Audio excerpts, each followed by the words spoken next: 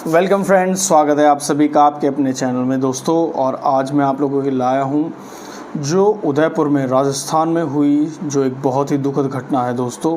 आज उसके बारे में आपको मैं पूरी जानकारी दूंगा और वो सारी चीज़ें आप लोगों को बताऊंगा कि आखिर ये सारी चीज़ें हुई कैसे थी और क्या था। दोस्तों, भारत का अगर लैंड के हिसाब से देखा जाए तो राजस्थान सबसे बड़ा स्टेट है, सबसे बड़ा राज्य है इंडिया का। और राजस्थान में ही एक जगह है उदयपुर। उदयपुर में एक बहुत ही अमानवीय घटना हम सबके सामने आई है देखने को, जो कि एक टेलर थे कन्हैया लाल नाम के। तो उदयपुर में वो रहा करते थे, उदयपुर के रहा करते थे कन्हैया लाल नाम के टेलर। और उनके फ़ोन से व्हाट्सएप पर एक पोस्ट डाली गई थी जो कि नुपुर शर्मा के सपोर्ट में थी, पर ये चीज़ उनके पड़ोसी को पसंद नहीं आई और उनके खिलाफ कई बार उसकी कंप्लेंट भी की गई कि आप ऐसी चीज़ें ना डालें। लेकिन जो कन्हैया लाल थे वो इतने ज़्यादा पढ़े लिखे नहीं थे। उन्होंने पुलिस को भी ये बताया कि उनके गलती से 8 साल का एक बच्चा है, उसने वो पोस्ट वहाँ पर डाल दी थी गलती से। हालांकि उसमें जो था इनका कोई हाथ नहीं था और उनको फ़ोन चलाना भी नहीं आता था। उन्होंने खुद ये बयान दिया था कि 8 साल के बच्चे द्वारा ये चीज़ की गई थी। लेकिन इसके बाद भी जब सब नॉर्मल हो गया, लेकिन इसके बाद भी उनको धमकियाँ मिलती रहीं काफ़ी। और उनकी दुकान उनको मतलब डर लगने लगा था क्योंकि ये सारी चीज़ें जो हो रही थी, और उनकी दुकान भी बंद थी। और वहाँ पर 7 दिन तक उनकी दुकान की रैकी की गई थी। और जब उन्होंने 7 दिन तक उन्होंने दुकान भी नहीं खोली, जब मंगलवार को उन्होंने दुकान खोली तो 2 लोग वहाँ पहुँचे। जो 2 लोग वहाँ पर आए, उन 2 लोगों ने कपड़े का नाप देने के बहाने से वहाँ पर आए थे। और आने के बाद उन्होंने जो था पहले उनसे बातचीत की और उसके बाद उन पर तेज़ धार चाकू से हमला कर दिया दोनों ने। और जो दोनों का नाम है, एक का नाम बताया जा रहा है रियाज़ मोहम्मद और दूसरे का नाम बताया जा रहा है गौज़ मोहम्मद।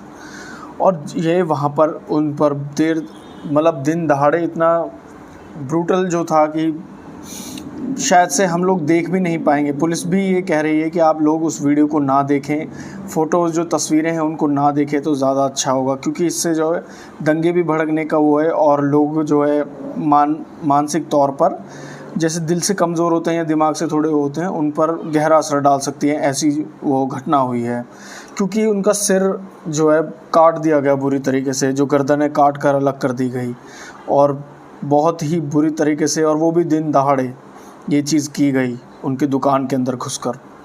हालांकि बाद में राजसमंद नाम की जगह से उन दोनों को पुलिस के द्वारा पकड़ लिया गया। और जो राजस्थान के सीएम हैं, राजस्थान के सीएम द्वारा भी ये कहा गया है कि इनके खिलाफ़ जो है कड़ी कार्रवाई की जाएगी, ये आश्वासन दिया गया है उन्होंने। और सभी पॉलिटिकल पार्टीज से भी उन्होंने कहा है कि पीस बनाए रखें और साथ ही साथ सपोर्ट भी करें, क्योंकि इस टाइम पर आप देखेंगे कि जगह जगह पर जो लोगों में गुस्सा भड़का हुआ है बुरी तरह से, और दंगे हो रहे हैं और प्रोटेस्ट हो रहे हैं। तो इस चीज़ के लिए भी जो वहाँ के सीएम हैं उन्होंने कहा है राजस्थान के कि दूसरी पॉलिटिकल पार्टीज़ को कि आप भी हमें सपोर्ट करें और लोगों से कहें कि पीस बना कर रखें, और जो भी है हम सारी चीज़ें करेंगे। जिसने भी ये किया इन दोनों ने, और भी इसकी तहकीकात की जाएगी, जो लोग हैं सबको सामने लाया जाएगा। उन्होंने ये सारी चीज़ें कही हैं। अब इसके चलते वहाँ पर जो है धारा 144 सेक्शन 144 लगा दिया गया है। पब्लिक गैदरिंग पर भी वहाँ पर रोक लगा दी गई है।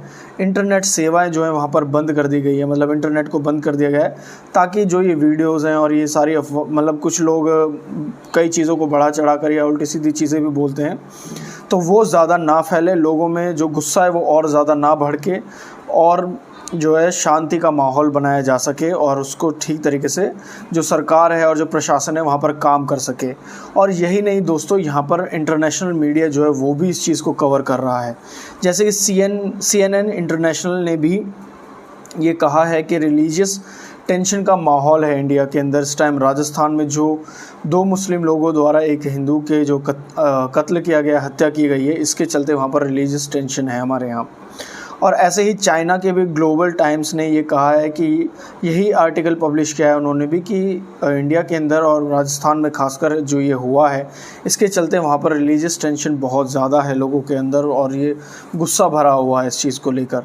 सिर्फ यही नहीं, रशिया, यूएस, चाइना और भी जो अलग अलग देश हैं वो इस चीज़ को लेकर अपने जो हैं जो चीज़ें हैं वो बता रहे हैं, अपने पॉइंट ऑफ व्यू से भी वो सारी चीज़ें रख रहे हैं सबके सामने। और यही नहीं दोस्तों कि और इसमें जो है हम लोगों को भी ये देखना होगा दोस्तों कि दंगे ना हो और मतलब सभी चीज़ें सही से हो। हालांकि जिन्होंने ये किया है वो पकड़े गए हैं, सबसे अच्छी बात यह है कि अब और उनको जो है अब सज़ा दी जाएगी, लेकिन हम लोगों को भी ये है कि पीस बना कर रखना होगा ताकि जो प्रशासन है, जो पुलिस है, वो अपने काम को सही से कर सके। देखिए ये जो हुआ है वो तो बहुत ज़्यादा गलत हुआ है, और लेकिन देखिए हम लोगों का भी कुछ कर्तव्य है, हम लोग इस चीज़ को और ज़्यादा ना बढ़ाएं और अपनी तरफ से भी कोशिश करें। तो इसलिए और बाकी जो भी आगे होगा वो मैं आप लोगों को ज़रूर बताऊंगा जैसा भी होगा। और पुलिस ने और प्रशासन ने और वहाँ के सीएम ने भी ये कहा है कि इसके खिलाफ़ कड़ी कार्रवाई है वो की जाएगी और बख्शा नहीं जाएगा उन लोगों को जो भी ये हैं। और इसकी जो है अभी जो सेंट्रल गवर्नमेंट है वो भी अब जो है केंद्र सरकार एक्शन में आई है, उसने NIA को भेजा है इस केस के लिए, जो नेशनल इन्वेस्टिगेशन एजेंसी है। अब जो है ये चेक करेगी कि कहीं इसका जो ये हमला किया गया है ये किसी और कंट्री से, पाकिस्तान से किसी से कोई लिंक तो नहीं है। और इसमें एक और चीज़ आ रही है कि ये जो है ब्लास्फेमी लॉ को भी यहाँ पर देखा जा रहा है। ब्लास्फेमी लॉ वो होता है दोस्तों कि कोई भी व्यक्ति किसी भी धर्म के किसी भी व्यक्ति या भगवान या किसी के भी बारे में कोई भी चीज़ गलत नहीं कह सकता है, ये ब्लास्फेमी लॉ है। तो इसके लिए भी बातचीत चल रही है और यहाँ पर इंडिया के अंदर। तो अभी तक के लिए बस इतना ही दोस्तों। और हाँ, एक और चीज़, जब ये कत्ल हुआ था तो उस दिन एक वीडियो डाली गई थी जो बहुत ही वायरल हुई थी। उसके बाद एक और वीडियो डाली गई थी जिसमें उन्होंने कहा कि हमने जो है ये जो नुपुर शर्मा के सपोर्ट में था इस वजह से ये किया, और उन्होंने नरेंद्र मोदी के जो हमारे प्राइम मिनिस्टर हैं उनके खिलाफ़ भी कहा था। और तीसरी वीडियो में भी अपलोड हुई जिसमें उन्होंने ये कहा कि ऐसे ही सर कलम होते रहेंगे, मतलब उनका इंटेंशन था ये करने का। और दोस्तों इसमें कुछ और चीज़ें थी जो मैं आप लोगों को बताना चाहूँगा, जैसे कि जो पहले मैं आप लोगों को बता दूं कि जो FIR की गई थी वो मैं आपको पढ़कर सुनाता हूँ कि आज से 5 दिन पूर्व मेरे बच्चे से गेम खेलते समय गलती से एक आपत्तिजनक पोस्ट सोशल मीडिया पर डल गया, परंतु 2 दिन बाद 2 व्यक्ति मेरी दुकान पर आए और कहा कि हमारे मोबाइल में बैलेंस नहीं है, हमें फ़ोन करना है, आपका मोबाइल चाहिए। तो मैंने उनको फ़ोन दे दिया। उन्होंने कहा आपके फ़ोन से एक पोस्ट जारी किया गया है, आपको पता है? मैंने कहा मुझे मोबाइल चलाना नहीं आता, मेरा बेटा है जो गेम खेलने के लिए मोबाइल लेता है, शायद उससे गलती से वो पोस्ट हो गया होगा, कुछ अगर होगा तो। उनके द्वारा मेरे मोबाइल से वो पोस्ट डिलीट कर दिया गया और वह वहाँ से चले गए। मुझे 11 जून 2022 को धान मंडी पुलिस थाने से कॉल आई कि आपके खिलाफ़ रिपोर्ट दर्ज की गई है, FIR करी गई है, जल्दी पुलिस स्टेशन आए। मैं वहाँ पहुँचा तो मैंने देखा कि पड़ोसी नाजिम वहाँ बैठा है। अब उसके बाद जो है ये सारी चीज़ें हुई, जब वहाँ पर इनके खिलाफ़ FIR की गई थी तो FIR में बोला गया कि उन्होंने कहा कि जो पड़ोसी नाजिम था उसने कहा कि इन्होंने ऐसा पोस्ट डाला है जो भड़काता है, मतलब भड़काव वाले पोस्ट हैं। तो उसके लिए पुलिस ने उनको सैंक्शन लगाकर उनको गिरफ़्तार किया। फिर भी उन्होंने पुलिस को वही बात बताई कि सर मैं तो फ़ोन चलाना नहीं जानता हूँ, मेरा बेटा था, उसको इतनी समझ नहीं है अच्छे गलत की, इन सब चीज़ों की, तो उससे गलती से हो गया, और वो पोस्ट भी डिलीट कर दी गई है। उसके बाद कोर्ट में पेश किया गया, कोर्ट से उनको बेल मिल गई, बेल के बाद उन्हें छोड़ दिया गया। लेकिन जैसे ही वो बेल मिलकर अपने वापस गए घर तो उन्हें धमकी भरे फ़ोन आने लगे, धमकियाँ मिलने लगी। अब जब धमकी मिलने लगी तो उन्होंने पुलिस में जाकर खुद से रिपोर्ट लिखाई। खुद से रिपोर्ट लिखाई तो फिर जो समाज के वहाँ के आसपास के जो इज़्ज़तदार लोग थे, कुछ मुस्लिम समाज कुछ हिंदू समाज के, उनको बुलाकर समझौता कराया गया और जो धमकी दे रहे थे उन लोगों को बोला गया। उन्होंने भी कहा कि ठीक है, हम अब धमकी नहीं देंगे, लेकिन उसके बाद भी लगातार उनको धमकी मिलती रही। उसके बाद उन्होंने पुलिस स्टेशन में जाकर रिपोर्ट लिखवाई और पुलिस ने उनकी रिपोर्ट तो लिखी लेकिन उस पर कोई भी कार्यवाही नहीं करी। ये सबसे बड़ी गलती थी यहाँ पर, क्योंकि लगातार उन्होंने बताया कि उन्हें धमकी मिल रही थी और उन्होंने काफ़ी जाकर भी यहाँ से दुकान नहीं खोली थी काफ़ी दिन तक, क्योंकि उन्हें ये था कि अगर वो दुकान खोलेंगे तो वो लोग उनको मार देंगे, इस तरह की धमकियाँ मिल रही थी। लेकिन वो बहुत ही गरीब परिवार से थे, सुपर टेलर नाम से उनकी दुकान थी। एक 40 साल की उम्र के गरीब परिवार से थे, अपना टेलरिंग कर ही अपना घर परिवार चलाते थे।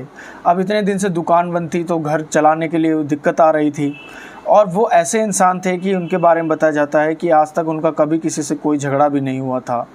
उसके बाद जब ये दो लोग, जैसे ही उन्होंने दुकान खोली मंगलवार को, तो मोहम्मद रियाज़ अंसारी जो भीलवाड़ा के इलाके के रहने वाले थे और मोहम्मद गौस जो उदयपुर का रहने वाला था, ये दो व्यक्ति वहाँ आए और इन्होंने उस पर कन्हैया पर हमला किया तेज़धार चाकू से। तो ये दोस्तों पूरी कहानी थी इस वीडियो की। ये सारी चीज़ें थी दोस्तों, आज अभी तक तो यही सामने आया है। बाकी और भी जो कोई अपडेट होगा वो मैं ज़रूर आप लोगों को बताऊंगा। तो आज के लिए बस इतना ही। अगर वीडियो अच्छी लगे तो इसको लाइक कीजिएगा, चैनल को सब्सक्राइब कीजिएगा और वीडियो को ज़्यादा से ज़्यादा लोगों के साथ शेयर कीजिएगा दोस्तों। जय हिंद।